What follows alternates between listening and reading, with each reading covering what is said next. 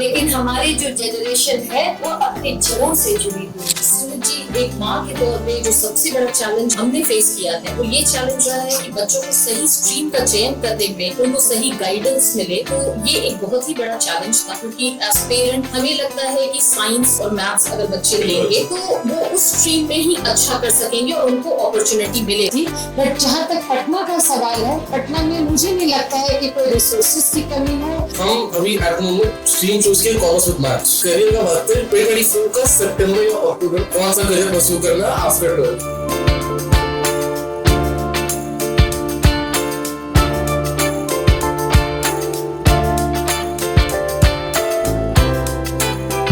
Local food आप क्या miss करते हैं जो वहाँ दिल्ली में नहीं मिलता? फुचका है, बताता पूरी है, चाट ऑब्वियसली, लिट्टी चोखा वाली मिलता अच्छा। If you're very clear on what your goals are, if you have a very good motivation for what you're doing, you can use these disadvantages and distraction to your benefit. Phone में पूरा दुनिया है, मतलब you can click करके आप कोई भी concept समझ सकते हो आज के डेट में।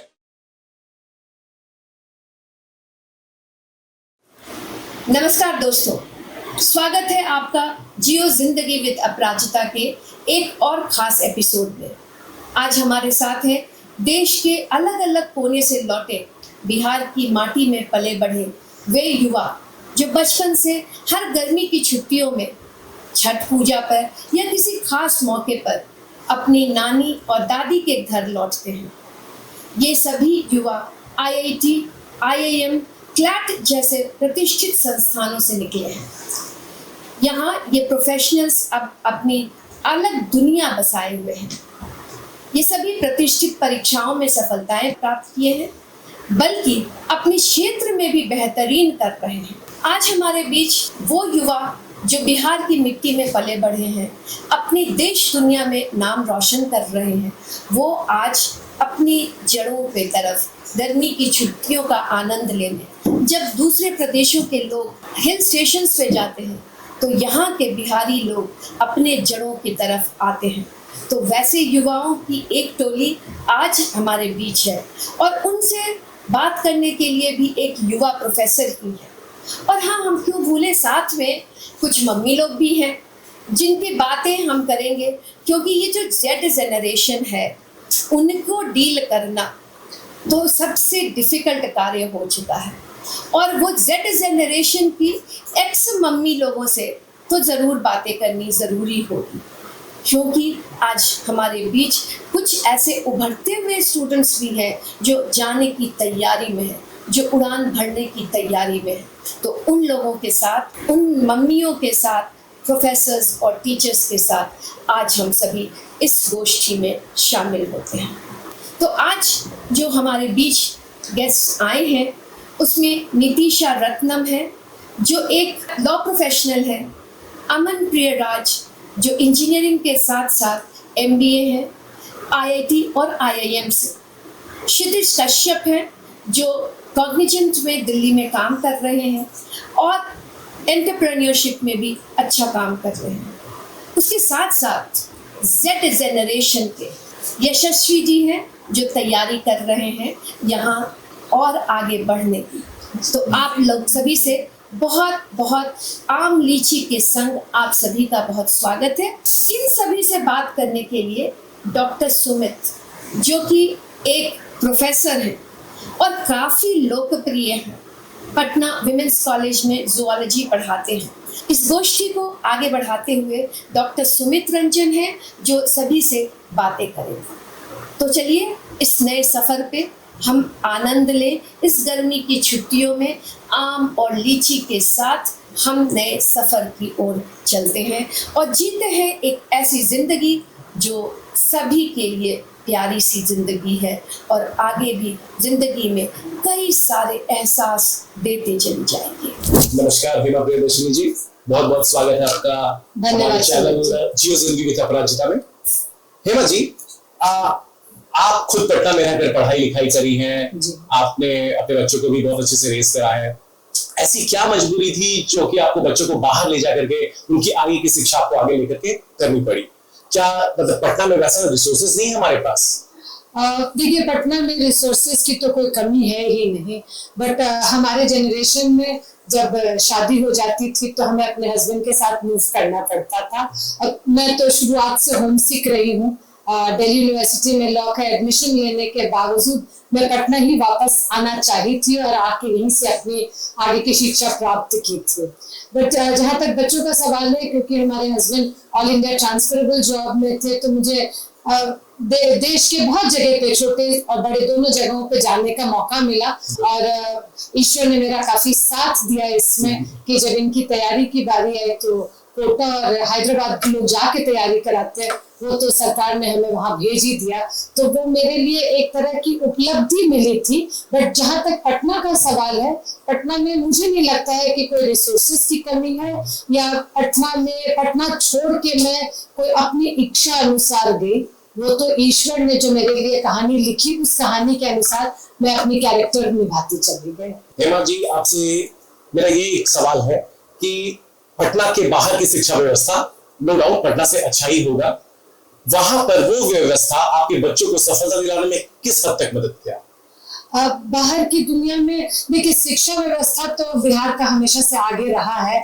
हम इसी शिक्षा व्यवस्था की हम प्रोडक्ट है, तो हम इस शिक्षा व्यवस्था की तो कहीं से बुराई कर ही नहीं सकते। बट बाहर में एक्सपोजर ज्यादा मिलता है। अलग अलग शहरों के बच्चे थे जिस स्कूल में इनकी एजुकेशन हुई, वहाँ अलग शहरों के थे, इनफैक्ट अलग कंट्री के बच्चे थे। तो वो एक एक्सपोजर जो है, वहीं पे हम डिफरेंस पाते हैं। बिहार में और बाहर के जगहों में एक्सपोजर की ही शिक्षा तो मुझे लगता है कि क्योंकि एनईपी है, एजुकेशन पॉलिसी ऐसी है कि शिक्षा व्यवस्था तो हर जगह सेम है, बट जो एक्सपोजर रहता है, जो सोच या नजरिया जिसको बोलिए, वो थोड़ा ज्यादा बड़ा हो जाता है, वो सोच थोड़ी डिफरेंट हो जाती है। That is the only difference which I feel that it was a little different from Bihar. Otherwise Bihar तो अपना है। बिल्कुल। जब आपके बच्चों ने बाहर जाने का चयन किया कि उनको बाहर जाके पढ़ाई करनी है, तो एक माँ के तौर पर आपकी क्या चुनौतियां रही, या क्या आपकी एक जिम्मेदारी रही, या एक क्या परेशानी आपको होती थी? माँ के तौर पे तो ये मुझे लगता है कि यूनिवर्सल फैक्ट है कि सबसे बड़ी जिम्मेदारी जो लगती है कि अब वो खाएगा कैसे।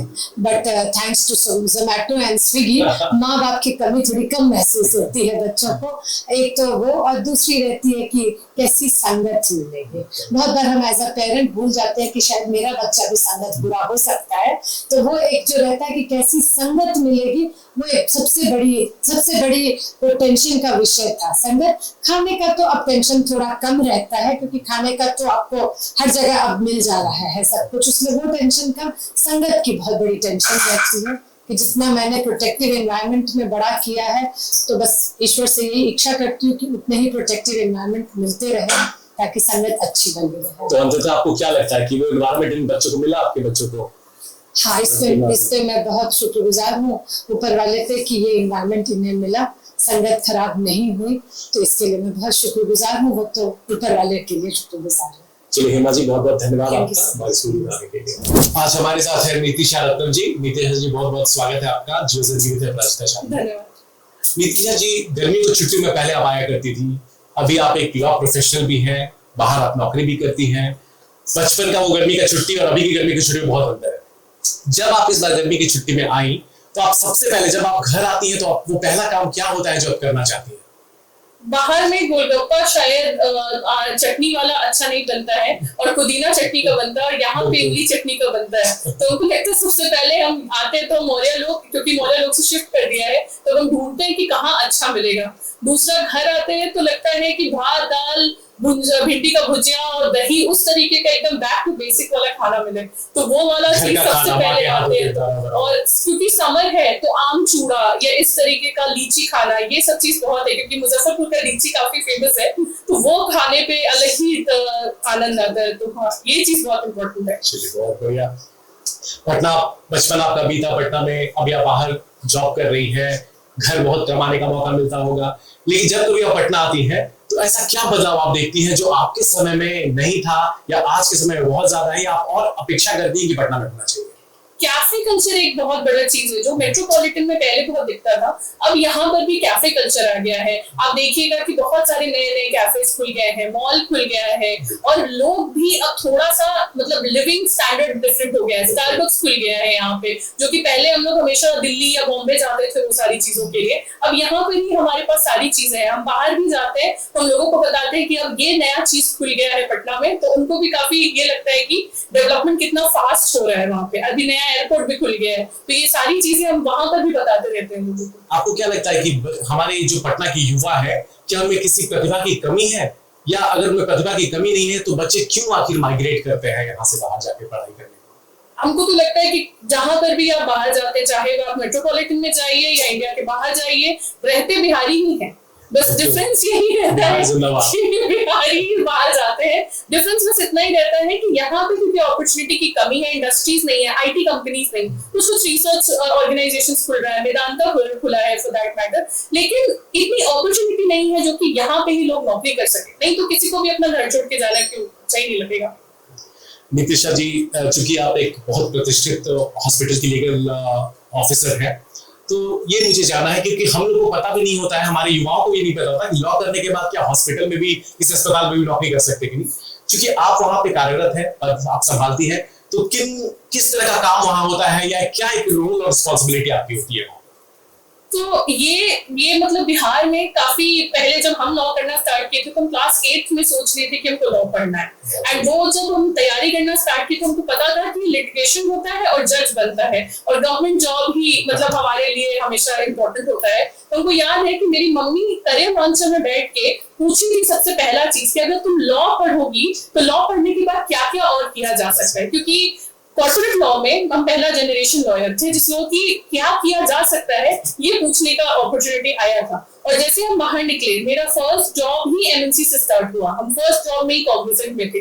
तो हमको ऐसा लगता है कि पहले तो माँ बाप को भी बहुत जागरूक होना जरूरी है, सो दैट आपको पता रहे कि आप क्या करना चाहते हैं। सीवी अपनी अच्छी बनाइए, बहुत छोटे लेवल से ही कोई अच्छा कॉलेज ढूंढिए जिसके लिए आप हमेशा पढ़ के निकल सके। और कॉर्पोरेट लॉ में जैसे फॉर दैट मैटर हॉस्पिटल में अगर आप जाते हैं तो आपका लॉ से ज्यादा सबसे बड़ा कॉन्फिडेंस मैटर करता है। अगर आपका कॉन्फिडेंस बहुत स्ट्रांगली है तो बिहार के लोग कहीं भी जाके अच्छा ही करते हैं। हॉस्पिटल में सबसे इम्पोर्टेंट होता है वहां पर जितने डॉक्टर्स हैं, अगर उनके ऊपर कोई भी केस आता है या कोई भी उस तरीके से मेडिकल नेग्लिजेंस हुआ तो उसका कंप्लायंस करना। हॉस्पिटल नए हॉस्पिटल यूनिट्स जितने भी बनते हैं, पैन इंडिया जितने भी हॉस्पिटल बनते हैं, उसका कंप्लायंस करना, उसका जितना भी कॉन्ट्रैक्ट आता है, अगर कोई हॉस्पिटल किसी से टाई अप करता है, चाहे कोई एक लेबोरेटरी हो, चाहे वो कोई दूसरा हॉस्पिटल के साथ ही अगर बेटर फैसिलिटी देने के लिए प्रोवाइड करता है, या फिर जैसे इक्विपमेंट नया नया लेके आता है, जितने भी नए टेक्नोलॉजीज हमारे पास आते हैं, वो सारी चीजों की एक अग्रीमेंट बनती है।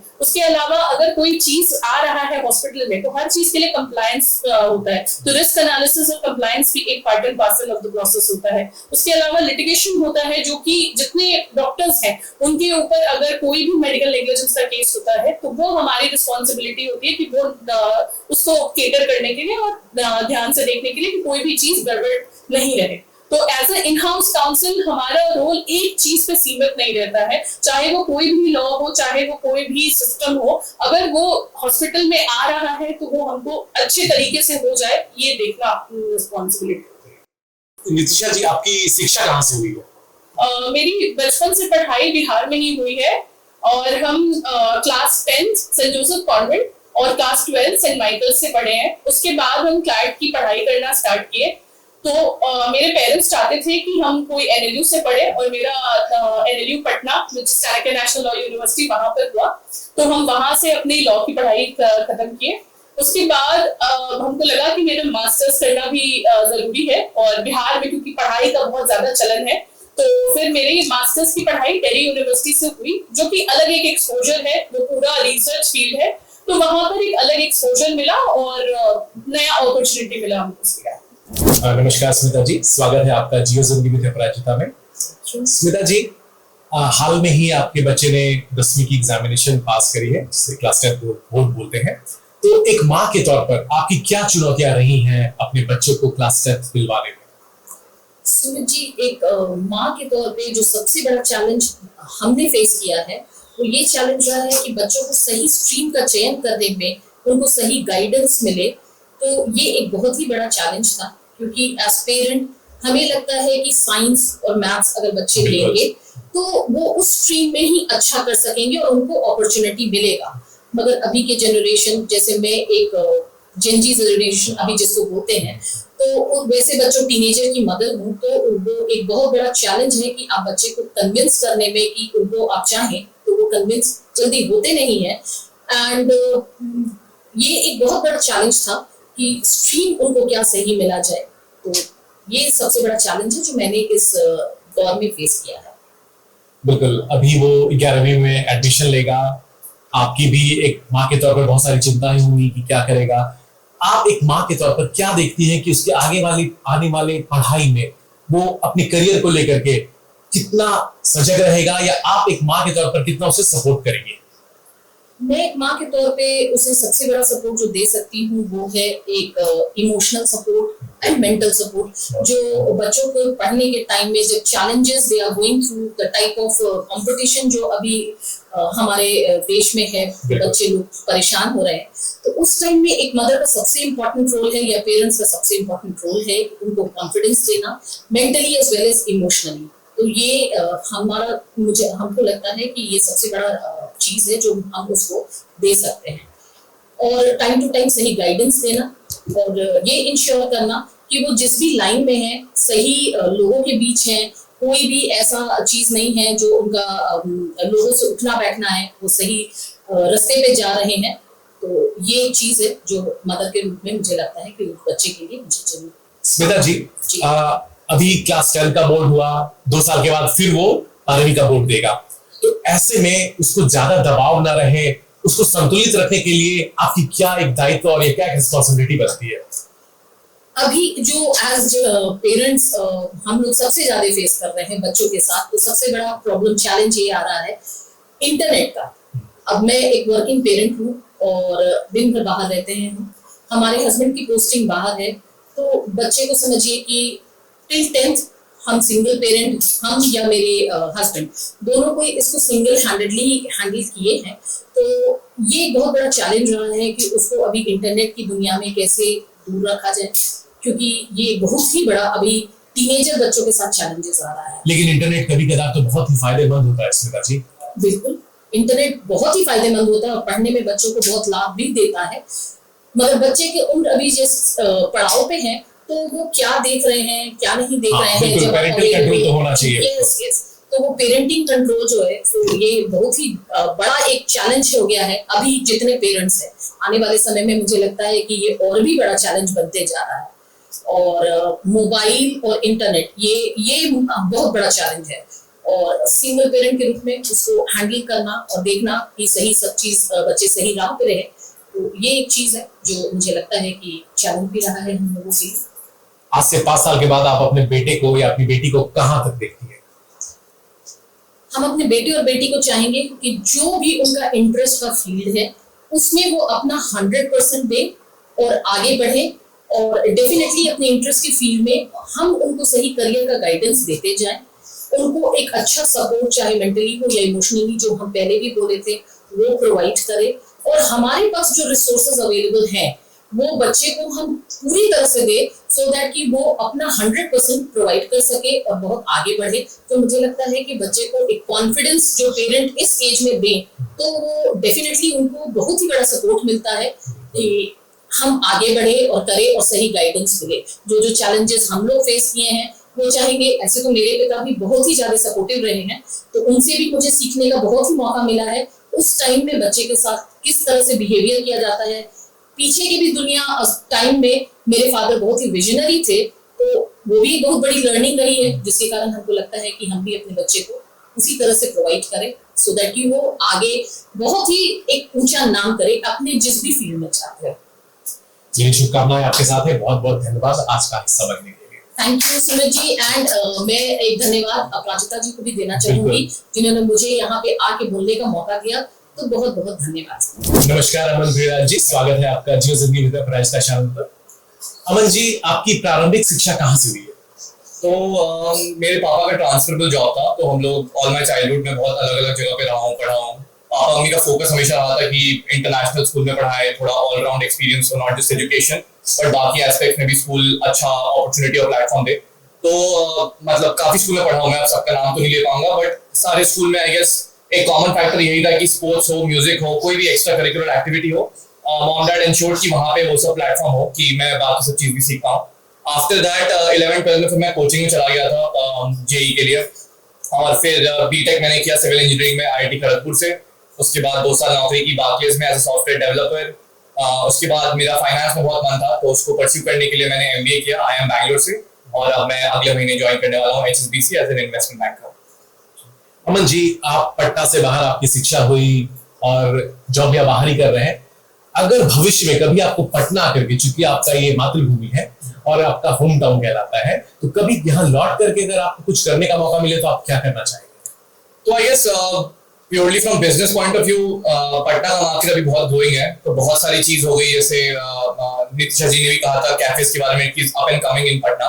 ऐसी बहुत सारी चीज है जो बहुत अप एंड कमिंग है, यहाँ पे बहुत ग्रोथ फेज में है, बट वो सेम मार्केट्स मेट्रोपॉलिटन सिटी में बहुत मैच्योर फेज पे पहुंच चुकी है, तो वहाँ पे वो ग्रोथ नंबर्स मिलना मुश्किल है जो पटना में मिलती है। तो आई फील जैसे इंडिया को वर्ल्ड वाइड देखा जाता है as a developing country, with in India I feel Bihar and many other eastern states are that pocket जो बहुत ग्रोइंग है, और कोई भी मार्केट में यहाँ पे ग्रोथ विंगला अगले 20-25 साल में बहुत अच्छा है। तो आई डोंट नो पर्टिकुलरली कौन सी चीज करना चाहूंगा, बट इन जनरल यहाँ की मार्केट बहुत ग्रोइंग है, तो प्रॉब्ली डिपेंडिंग ऑन उस समय कौन सा चीज चल रहा है यहाँ पे चूज करूंगा। अमन जी, हाल में ही आप यूरोप से घूम करके आए हैं, मतलब घूमना नहीं कहा जाएगा, एक आपका एक प्रोग्राम था बीजी का कह सकते हैं तो वहां के कल्चर में और हमारे बिहार के कल्चर में आप वो क्या अंतर देखते हैं या क्या सिमिलैरिटीज आप देखते हैं?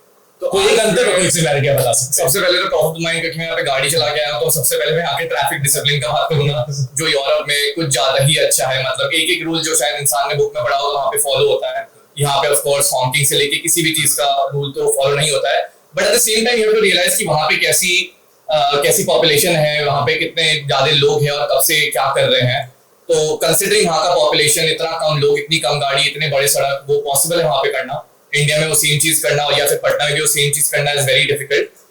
बट हाँ, इन जनरल अगर एजुकेशन सबका हो और सब वेल अर्निंग हो, जहाँ पे खाना on the plate is not your major concern, तुम आगे बढ़ सकते हो लाइफ में। ऑफ कोर्स इंडिया में that is still we have come a very long way, but we are still long way to go, जहाँ पे एकदम 100% लोग के पास फूड सिक्योरिटी हो या फिर इंटरनेट का एक्सेस हो। एक बार हम उस मुकाम पे पहुंचेंगे तो हम इसके आगे बात कर सकते हैं। कंपेयरिंग पटना या फिर India with Europe at this stage is very unfair, I would say, because of the demographics we have. But हाँ, of course, that is a developed nation for multiple reasons. वहाँ की public transport ले लीजिए, वहाँ का रहन सहन देख लीजिए, उनकी basic necessities गवर्नमेंट पूरी करती है, everything is top of class. यहाँ पे of course basic चीज की किल्लत है, तो उसके आगे देखना मुश्किल हो जाता है. That is of course one difference. But at the same time, the warmth the country provides, the platform it provides for a very different, आजकल हम लोग का Instamart और Zepto टाइप चीज चला हुआ है, the quick commerce. क्योंकि हमारी डेमोग्राफिक्स ऐसी है जिसका नुकसान भी बहुत है, उसका फायदा ये है कि ये सब चीज यहाँ पे चल सकता है। आप ऐसे देश में जहाँ पे 5 किलोमीटर में 4 आदमी है, आप एक इंस्टामार्ट नहीं चला सकते हैं।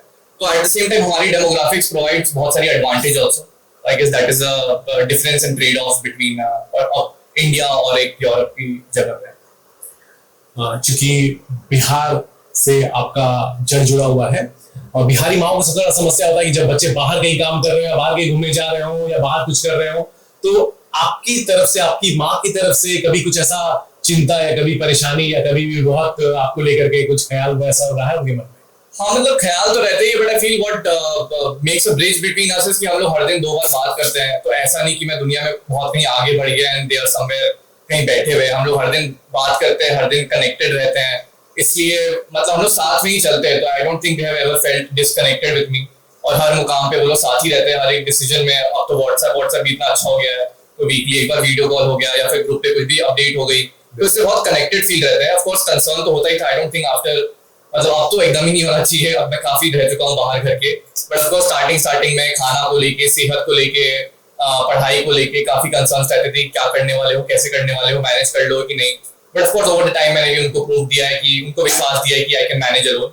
और I don't think of course वो सब बेसिक कंसर्न है, बट ऑफ कोर्स हालचाल तो हमेशा माँ बाप को चिंता रहेगी।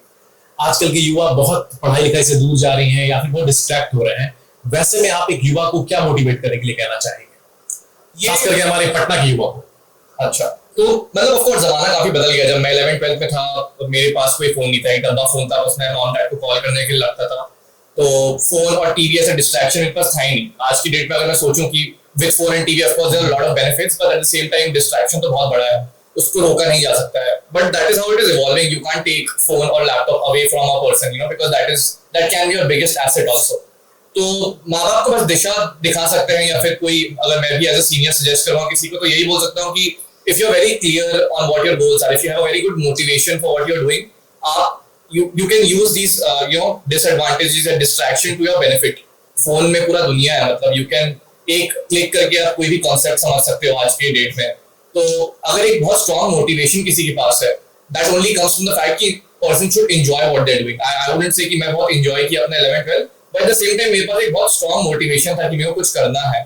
तो जब तक वो मोटिवेशन है, of course mom dad should, या फिर कोई भी बड़ा जो उनके आसपास है, शुड ओनली गाइड देम कि यार this is important, and they have to make them understand कि आई नो कि तुमसे बहुत साल बाद कोई 10th का स्कोर नहीं पूछेगा, 12th का स्कोर नहीं पूछेगा, बट यही 10th का स्कोर डिसाइड करेगा तुम 11th-12th में कहाँ जा रहे हो, यही 12th का स्कोर डिसाइड करेगा कि तुम नौकरी कहाँ कर रहे हो, and that will have a further cascading effect. तो of course being good at the moment is extremely important. 25 साल बाद कोई नहीं पूछने वाला है, but being good and having clarity on what you want and having a good motivation आगे के लाइफ में is really important. So once you have that, I don't think any distraction can be really a distraction for you. और आपने उस मुकाम को हासिल किया है, तो एक उस जगह पर पहुंच करके आपको कैसा ये फील होता है आपके लिए, अपने लिए, आपके परिवार के लिए? मतलब IIT पहुंचना तो आई फील मेरे माँ बाप का सपना ज्यादा था। तब तक मेरे को आइडिया नहीं था मेरे को क्या करना है लाइफ में, तो पूरा मोटिवेशन मेरा IIT जाने का तो माँ बाप ही था। तो of course it feels very good, बहुत लकी फील करता हूँ, बिकॉज ये सब एग्जाम इतनी ज्यादा कॉम्पिटिटिव है हमारे देश में, और इतने ज्यादा टैलेंटेड लोग, इतना ज्यादा कोचिंग सबके पास। तो आई फील मतलब एक एग्जाम एक दिन का बात है, किसी का भी इधर उधर चले जाता है। तो ऑफ कोर्स एक तो काफी पहले लकी फील करना चाहिए इंसान को कि यार यू हैव डन, जो भी किया तुम मेहनत की हो and all, but after that also you need a luck factor on your side. तो ऑफ कोर्स जाके काफी अच्छा लगता है, काफी कुछ आसान हो जाता है वहां पे जाके। नॉट दैट कि बाकी लोग नहीं पहुंच सकते हैं, बट यहाँ से जाना आगे, प्लेटफॉर्म एक अच्छा इजी प्रोवाइड होता है, एक नेटवर्क अच्छा बन जाता है। तो of course the feeling is surreal कि IIT IIM का ब्रांड इंडिया में इज अफोर्ड्स अ लॉट और काफी ज्यादा अपॉर्चुनिटीज खोल देता है आई फील। तो we are very lucky to study from great place. तो बचपन में काफी गुलाब जामुन, काफी पेड़की और काफी मीठा खिलाया मेरे सारे मौसी, नानी, बुआ, दादी लोग ने, और आज भी उसका स्वाद मेरे माइंड में बहुत ही ताजा है, and it's always that taste जो आता है दिमाग में जब मैं वापस पटना आता हूँ। चलिए बहुत बहुत धन्यवाद अमन जी आज का हमारे साथ देने। Thank you. नमस्कार यशस्वी सिन्हा जी, स्वागत है आपका जियो जिंदगी विद अपराजिता में। हाँ यशस्वी जी, हाल ही में आपकी बोर्ड की इम्तिहान हुई है, रिजल्ट्स भी आ गए होंगे, तो आपने आगे करियर के लिए क्या सब्जेक्ट चूज करने का फैसला किया है? हम अभी eight the moment stream choose किया कॉमर्स विद मैथ्स। बहुत बढ़िया। और जहाँ तक करियर का बात है, आई थिंक मेरा 2024 का सितंबर या अक्टूबर, मतलब मेरे मन में ये सवाल रहा कि कौन सा करियर परस्यू करना है आफ्टर 12th। बिल्कुल। सो उस टाइम बहुत सारा करियर होता है, कुछ लोग नीट देता है, कुछ लोग जेईई देता है। मेरा पर्टिकुलरली साइंस स्ट्रॉन्ग सूट नहीं रहा कभी, तो हम नीट मेरा इंटरेस्ट नहीं था। देन हम आगे देखे तो बहुत सारे ऑप्शन है, जैसे आईपी मैट दे सकता है, सीएमईटी, क्लैट, तो आई चूज की हम आईपी मैट देंगे, तो इसलिए हम कॉमर्स विद मैथ्स चूज किए।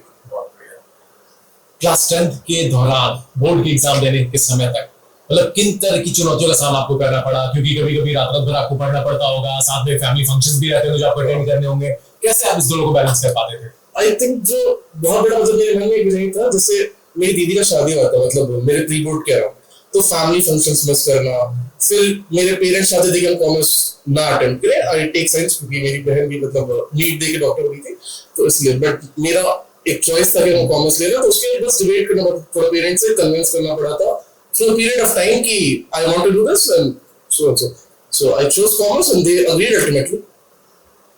यशस्वी जी, आज एक टर्म चल रहा है जेन ज़ी, ठीक है? हर बच्चों का एक ना कोई रोल मॉडल होता है, तो अगर हम आपको कंसीडर करें जेन ज़ी, तो आपके जीवन में कौन एक ऐसा रोल मॉडल है जिसको आप देख के चाहते हो कि काश हम उसकी तरह बन पाते?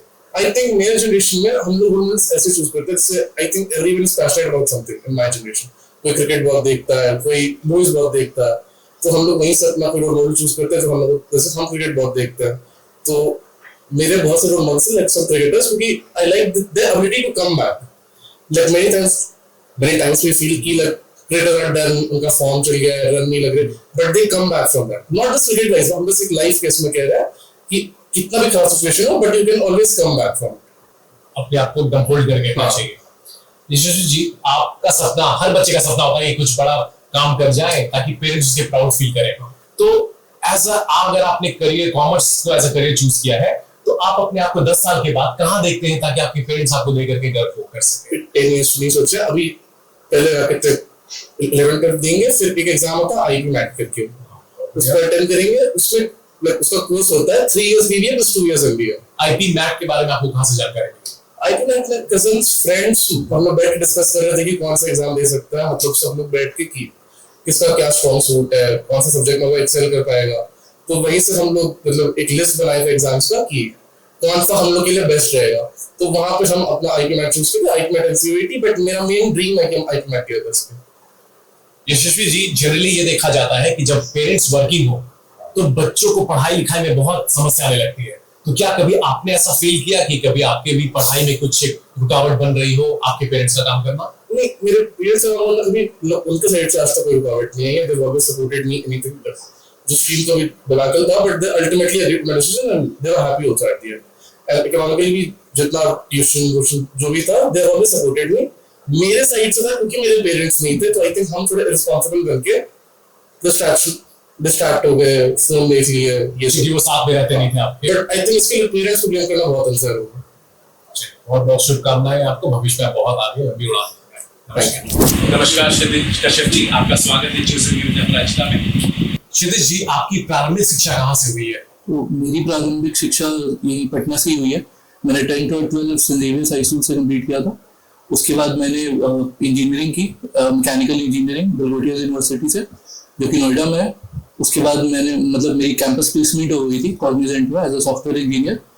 तो और उसके बाद मैंने एमबीए किया, बट वो ऑनलाइन एक कॉलेज था डीवाई पाटिल को, ऑनलाइन एमबीए, क्योंकि एज अ वर्किंग प्रोफेशनल आप ऐसे फुल टाइम एमबीए नहीं कर सकते, इसलिए मैंने ऑनलाइन एमबीए चूज किया था।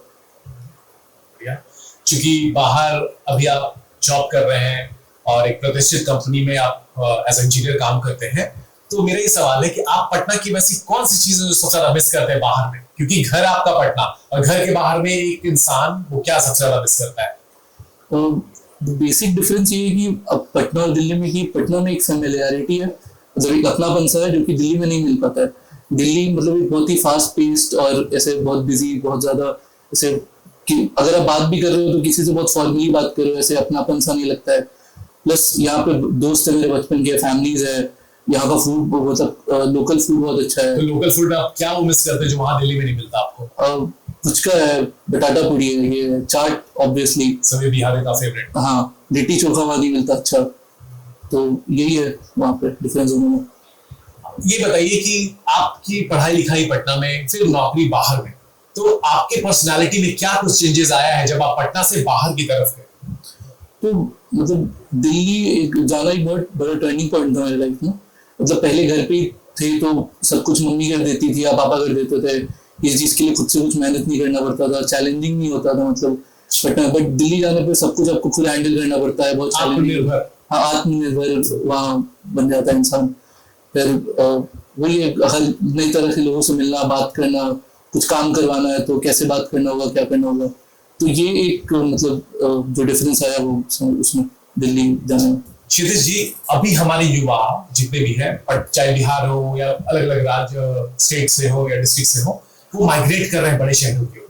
तो आप इसको एक समस्या या फिर एक अपॉर्चुनिटी किस तरह से आप देखते हैं? ये अवसर है हमारे लिए, एक समस्या उसका दोनों साइड है। मतलब एज अपॉर्चुनिटी भी आप देख सकते हो, एज मतलब ये खराब चीज भी है, क्योंकि एज अपॉर्चुनिटी में आपको एक ग्लोबल स्केल पे आप रिप्रेजेंट कर सकते हो बिहार को, या एक कंपटीशन मिलता है आपको ग्लोबल लेवल पे या नेशनल लेवल पे। बट एज अ समस्या में ये है कि फिर बिहार में वो इंफ्रास्ट्रक्चर नहीं है, आईटी फर्म्स नहीं है, या फिर और बहुत सारी टेक्नोलॉजीज नहीं है जिसके लिए मतलब यहाँ पे रोजगार मिल सके या फिर कुछ ऐसा फैसिलिटी हो। इसलिए यहाँ के यूथ्स को बाहर माइग्रेट करना पड़ता है। आपका इंटरप्रेन्योरशिप की तरफ रुझान रहा है क्योंकि आप इंजीनियर है पेशे से, लेकिन आपको खुद एक अपना स्टार्ट करने का या एक जॉब प्रोवाइडर बनने का हमेशा इच्छा रही है। तो अगर आपको कल को मौका मिले पटना में आकर के कुछ नया शुरुआत करने का, नया स्टार्ट करने का, तो आप क्या एम्प्लॉयबिलिटी क्रिएट करेंगे या फिर किस तरह का जॉब आप प्रोवाइड करेंगे बच्चों? तो जैसे सारे जितने आईटी फर्म्स हैं बाहर में या इंडिया में, नोएडा या हैदराबाद या पुणे जहाँ पे भी है, तो उसमें ज्यादातर बिहार के ही बच्चे हैं और इंटरनेशनल में भी वही लोग जा रहे हैं। तो वही जैसे मैन्युफैक्चरिंग एक बहुत इमर्जिंग टेक्नोलॉजी है और सेमीकंडक्टर्स में एक टेक्नोलॉजी है, तो वो चीज यहाँ स्टार्ट हो सकती है मैन्युफैक्चरिंग में। फिर जैसा नितिशा जी ने बताया कैफे कल्चर पटना में इवॉल्व हो रहा है, तो as a first mover advantage मिल सकता है हम लोगों को कि जैसे कैफे खोलने से, जो कि और कोई नहीं कर रहा, तो वो एक अपॉर्चुनिटी है। फिर एआई बहुत एक इमर्जिंग ट्रेंड है, उस पर काम कर सकते हैं। हाँ, तो यही बहुत सारी ट्रेंड मतलब इमर्जिंग टेक्नोलॉजीज है जिसके ऊपर काम किया जा सकता है और उससे फिर रोजगार भी मिलेगा बिहार को, जिससे उनको बाहर नहीं जाना पड़ेगा। चलिए, बहुत बहुत धन्यवाद आपका आज के चैनल में हमारा हिस्सा बनने के लिए। धन्यवाद आप सभी का। इस युवा गोष्ठी में हम लोगों का जो मन लगा, वो क्या सुमित जी आप क्या कहेंगे? बहुत आज मजा आया मैडम, बहुत मजा आया। क्योंकि बच्चों की मन की बात जब आप सुनते हैं या उनकी माओ की मन की बात सुनते हैं तो एक अलग ही ऊर्जा और बहुत ही जानकारी लोगों को मिलता है। जी। और एक ये भी है कि हमारे बच्चे जो भी कहीं भी गए हो, देश विदेश कहीं भी गए हो, उनका जुड़ाव यहाँ के भोजन, यहाँ की मिट्टी, यहाँ के प्रति जो उनकी अभी भी जो प्यार मोहब्बत से जुड़े हुए हैं, वो गर्मी की छुट्टियों में किसी हिल स्टेशन जाने के बजाय बिहार आना चाहते हैं, ये हमारी उपलब्धि है। और यहाँ के रिश्तों में जो गर्माहट है, वो इस गर्मी में भी वो गर्माहट बड़ा प्यारा सा एहसास है। तो हम और आप जैसे प्रोफेसर्स इस बात से बड़े संतुष्ट होंगे कि चलिए जेनरेशन जी बोले, जेड बोले, जो बोले, लेकिन हमारी जो जनरेशन है वो अपने जड़ों से जुड़ी हुई है। जिंदगी को जीने की नजरिए में अपने पेरेंट्स, अपने गार्जियंस, अपने दादा नानी के प्रति जो लगाव है वो उनका बहुत ही ज्यादा बरकरार है। तो एक तरह की संतुष्टि इस उम्र के इस पड़ाव में आकर जरूर एक संतुष्टि है, जो कहीं कभी बड़ा डर सा एहसास होता था कि नए जनरेशन में वो प्यार का बंधन, वो एहसास कहीं कम न पड़ जाए। लेकिन आज की ये गोष्ठी ने हमें इस बात के लिए मजबूर कर दिया कि नहीं, बिहार और बिहारी पर वो ताउम्र हर जनरेशन में ही रहेगा और रहना भी चाहिए, एकदम रहना भी चाहिए। और जिंदगी को जीने का नजरिया हम लोगों की तरफ, ये तो नहीं कहेंगे कि हमारे सभी देश प्रदेश में वैसे ही होती है, लेकिन यहाँ अपनी मिट्टी से जुड़ाव थोड़ा सा ज्यादा है। बहुत बहुत धन्यवाद मैडम जियो जिंदगी विद अपराजिता में आमंत्रित करने के लिए। और मेरी अपेक्षा है कि ये चैनल दिन दुनी रात चौगुनी तरक्की करे, क्योंकि इस चैनल के माध्यम से लोग अपने मन की बात खुल करके करते हैं। और धन्यवाद आपका भी, आपने इतने अच्छे से बच्चों के मन की उलझन को खोला है और आपके साथ जो उनका कनेक्टिविटी हुआ वो बहुत बेहतरीन था। और इस कनेक्टिविटी से हमारे बाकी जुड़े हुए लोग, हमारे बाकी लोग बच्चे इससे काफी कुछ सीख पाए। तो धन्यवाद सुमित जी यहाँ आने के लिए, और हमारे सभी युवा जो यहाँ आज शामिल हुए उन सभी को तहे दिल से धन्यवाद। और एक और धन्यवाद कि आपका जुड़ाव आपकी मिट्टी के प्रति बना रहे और आगे आपके नेक्स्ट जनरेशन में भी ये प्यार, ये मोहब्बत, ये एहसास आगे बढ़ता रहे। तो यही तो है जिंदगी, और जिंदगी के इस पड़ाव पे इस तरह जुड़े रहना, यही सबसे बड़ी हमारी उपलब्धि है। तो आज का एपिसोड यहीं पे, फिर अगले एपिसोड में कुछ अलग मेहमान के साथ, कुछ अलग गोष्ठियों के साथ हम फिर मिलेंगे। तब तक के लिए धन्यवाद। जियो जिंदगी खुलकर।